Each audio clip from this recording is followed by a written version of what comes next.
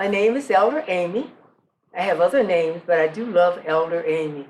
It takes a few years to become an elder, so I'm thrilled about that. But I want to tell you a story today about Sunday morning at our house. I guess this story is to bring you up to date to how my world was. My parents were born in the 1800s, the late 1800s, but it was still 1800. So they didn't have a telephone at that time. They didn't have cars. So the world was very new to him when he left Georgia and came to Detroit, Michigan. Of course, Mom followed him about 2 years later, and they began their family. I'm a part of that family. I'm the youngest of 14. And Sunday morning, Dad would wake up and cook. He didn't cook any other day but Sunday. He would cook biscuits and bacon and eggs. And he had the best biscuits in the world. And he'd come to the stairs of our house and say, Robert, Sister, Charles, Jesse, Mary Lou, John, Ernie, Aaron, Jenny, Shirley, Amy, is all ready.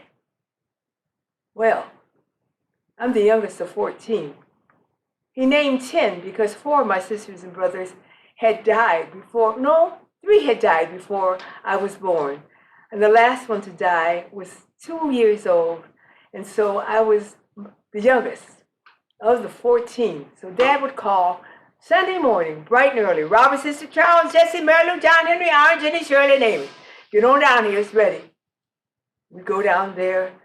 Dad had such good cooking. He loved to cook. He liked to tell stories too. And we would serve one another the food and pass it to one another. Oh, we had a good time. And then we'd start gossiping. We'd talk about, well, my brothers and sisters, the older ones, always wanted the younger ones to know what Dad and Mom would do a long time ago. So Dad said, do you remember that story that I was in jail and the police called and said, Mr. Davis, we have your son in jail. My daddy said, he got my son in jail. What'd he do? Well, Mr. Davis, he's out much late. And at that time, there was a curfew for young black men. And so my brother was at the movie. And they took him out of the movie. And so they took him to jail. Well, we all know, let's pray that the police get us and not Daddy, because Dad would throw a fit and scare us to death. So anyway, the police called, and Dad said, you say you have him? Yes, sir, we have him right here, and we need you to come and get him. My dad said, you know what? I think you ought to keep him for a few days. And so there was my brother in jail for 3 days. We would laugh and just thought it was the funniest story ever. Another story I enjoyed hearing them tell was the one about the police coming to our porch. And my brother said, oh my God, there's the police. And he ran and got in the closet. My dad was looking around, wondered why he's running around. So he goes to the door and said, may I help you? And the policeman said, Mr. Davis, we're looking for your son. I got 4 sons. What son are you looking for? Well, sir, we're looking for Charles. Charles what? Well, on here it says Charles E. Davis. Oh yeah, that's my son. What did he do wrong? Well, sir, he has a lot of tickets and they haven't been paid, and we're coming to, see why he hasn't paid the tickets. I just said, oh, really? He said, well, he's right over here in the closet. You can come and get him if you want him. We all howled. Every time we hear the story, it is just so hilarious because Daddy did not lie for anyone or his children. He wanted us to do right all the time. And so therefore, if you were caught by the police, you would pray that Daddy didn't find out because he believed in tough love. We love to tell stories about our family and the things that they did and the fun things they did. We also did some very good things. There were volunteers in the neighborhood. My brothers would cut the lawns of the neighbors. My sisters would go and help them read or learn to read. Not only just black people in the neighborhood, but the people who came from other countries. When we moved on 12th Street, my mom would teach the people how to read. And so she could read, of course, and so could Dad. So Mom did the reading, and my sisters would go around and help. We had a wonderful family. We had a wonderful life. And I found out the other day that now very few families sit down and have dinner together. We had dinner together every day, but Sunday morning was special because Daddy would give instruction, what he expected us to do. He would let the boys know that he was expecting to do so-and-so's lawn or shovel so-and-so's snow, or the girls to take this to that person or that to that person. And he had it written down in a little book so he wouldn't forget.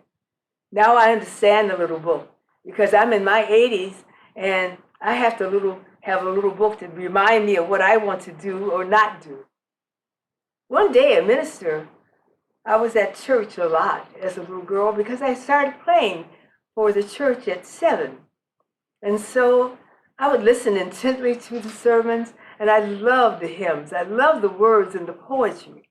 And so one day I came home and told my dad, Dad, the minister said you shouldn't drink. And my mother was behind my dad saying, no. She was trying to tell me to shut up, but I didn't get the hint. And so Daddy said, what you say? I said, the preacher said, Daddy, you shouldn't drink. He said, what he know about me? I said, well, Dad, I don't know. He said you shouldn't drink. Well, tell him to come over here and see me. My mother said, that evening, Amy, you got to be careful about what you say to your dad. He gets upset about things. You can ask the minister to come over, but I can't promise you'll be able to stay at the church. So I went to the minister and said, my daddy wants to see you. And mind you, I'm only 8 or 9 years old at this time. And so the minister comes over and knocks at the door, and Daddy opens the door. May I help you? He said, well, sir, I'm Reverend John from across the street. Oh, yeah, I heard about you. Come on in here and have a seat. And he had him sit down, as a courteous gentleman would do. He said, now, I understand you have good sermons. Yes, sir, I try to have good sermons. I try to teach young people and all of us to live right. Oh, what you call living right? Well, having a nice home and taking care of your children and feeding them. I understand you don't like people drinking. Well, Miss Reverend John? Well, is that what you said? Well, I was giving a sermon about drinking, and we should control our drinking and not drink at all. My daddy said, I got 14 children. You got any children? The minister said, no, sir, I don't have any children. He said, well, why? That's why you don't drink. And so the minister would just fell out laughing. He just thought it was the funniest thing. He said, now I want you to be careful what you tell my daughter, because I raised my daughter, okay? You don't raise my daughter. I got 10 daughters, okay? You have 10 women in the house telling you, no. You don't say that in front of my daughter. Well, will you let her come back to play? Well, it depends on your sermons. You got your sermons planned? I got my things in a book that I tell my kids. You got yours in the book? Well, sir, I usually use the Bible.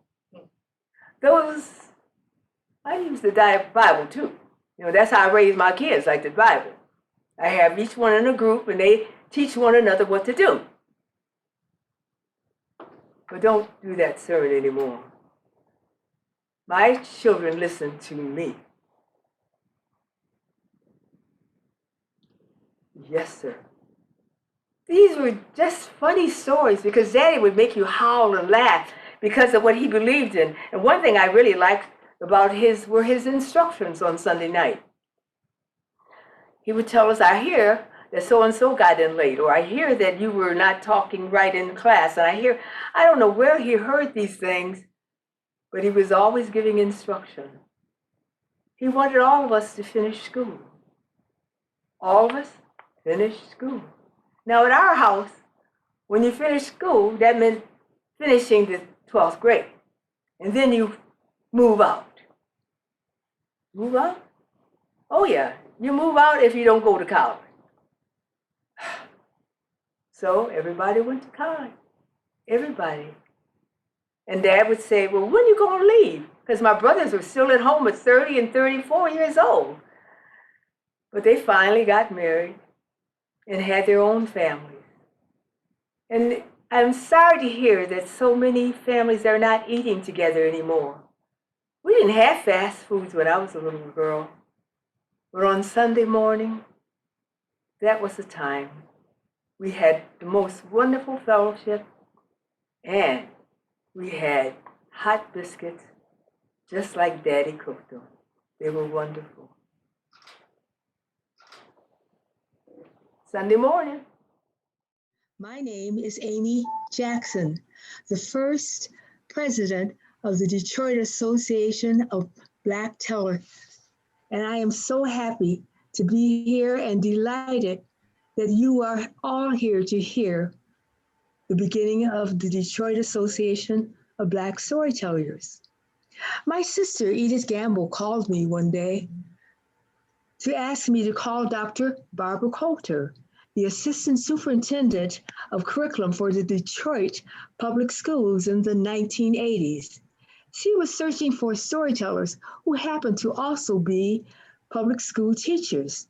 She wanted them to become a part of the storytelling network. You see, Dr. Coulter was introducing her concept of storytelling to educators as a teaching strategy with the help of retired teacher volunteers. I joined the group not knowing anything about storytelling, but my sister had instructed that I do that. And I had become a stay-at-home mom. However, I did know a little bit about storytelling because I had been on Broadway and had taken acting lessons, and I had done a lot of New York TV. So, as a storytelling network, I became close friends with Anita Timbers, who was a senior to me. And she was a storytelling advocate and had been to a few National Association of Black Storytellers conventions. So in 1988, she was on her way to the NABS convention, and me, I was on my way to the NABS convention. NABS standing for the Preservation and Perpetuation of Storytelling.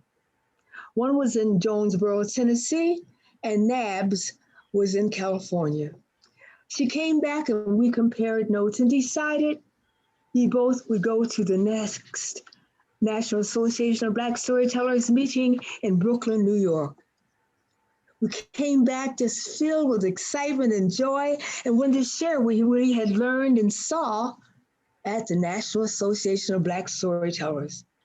And so in 1990, at the NABS convention in New Orleans, at least 20 of us from NABS, from the Storytelling Network, joined all the rest and went to New Orleans.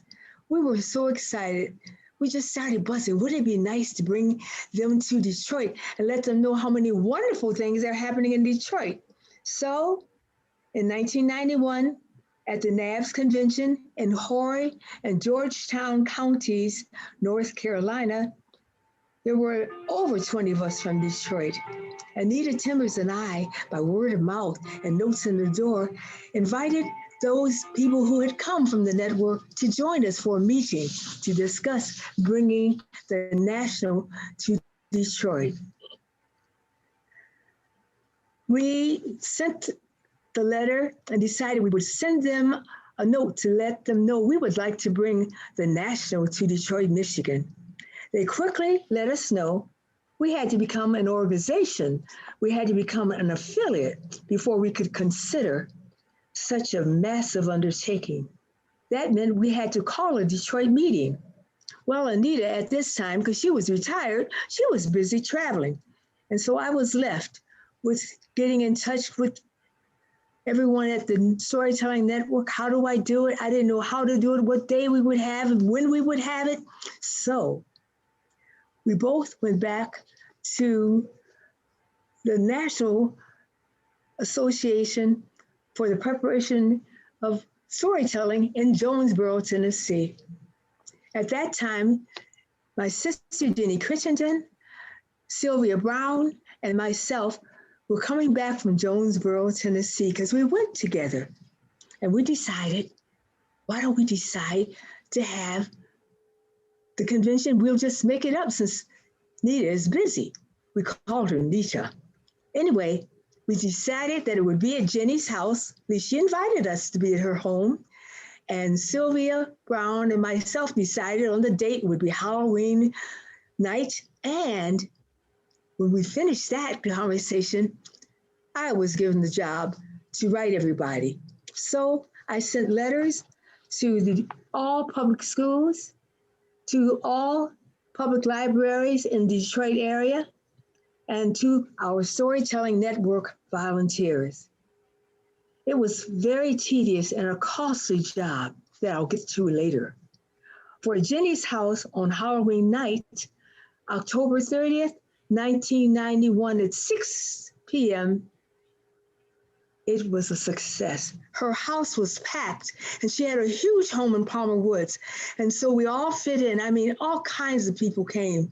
And we were so excited. We were just shocked that so many people agreed that we should have a storytelling network in Detroit. That night, DABS was named the Detroit Association of Black Storytellers.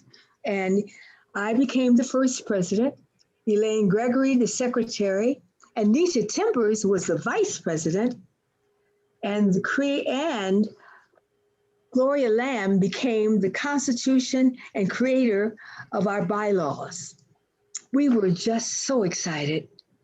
I got the letter to NABS in time for them to welcome us into the national and announce ourselves as people who wanted to bring the national to their city. You see, a lot of people want to bring the national to their city. It was difficult.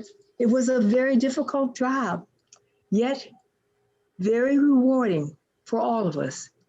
One thing for sure, you need money, you need sponsors, you need radio and TV support, you need all kinds of support. As a matter of fact, Dr. Milton Sinnis, our treasurer, and myself and Sylvia Brown gave our year salary to the success of becoming an organization to bring the national to Detroit.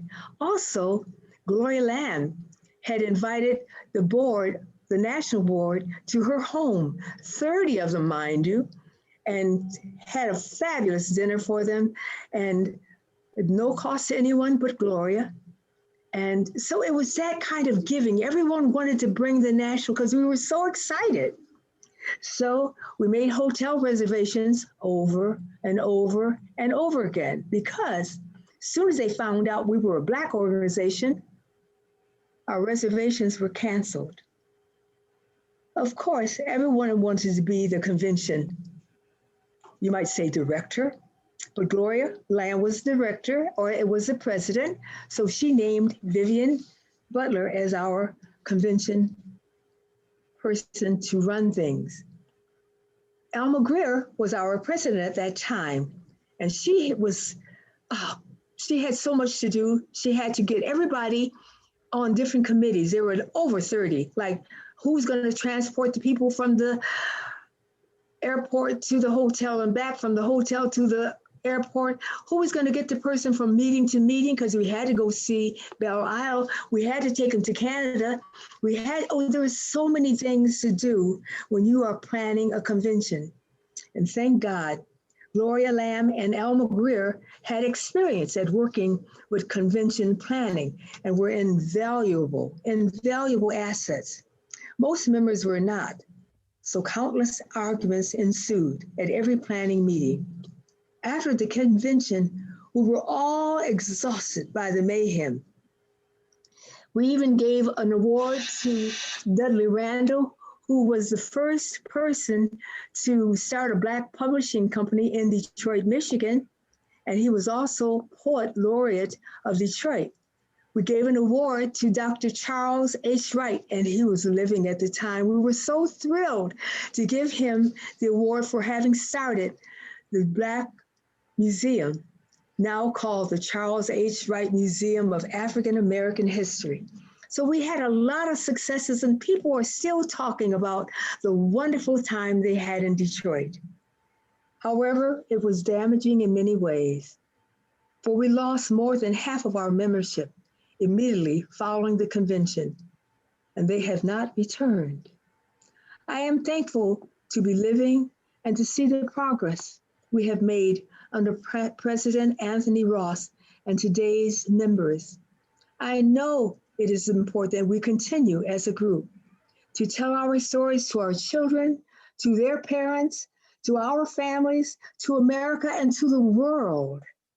Yes, we have had several presidents since 1991, and only one other male president, and his name was and is none other than the wonderful, wonderful, phenomenal storyteller that you're going to hear tonight, and that is Ivory. So, as I close, I want you to know that it was not easy. It was not easy bringing a convention to Detroit, and the membership has grown, and we are so blessed that we are moving forward. In closing, let us keep in mind that in this world, if we can do anything, be kind. Thank you so much. I am so glad to tell you this wonderful story about the Detroit Association of Black Storytellers. Amy Jackson, signing off.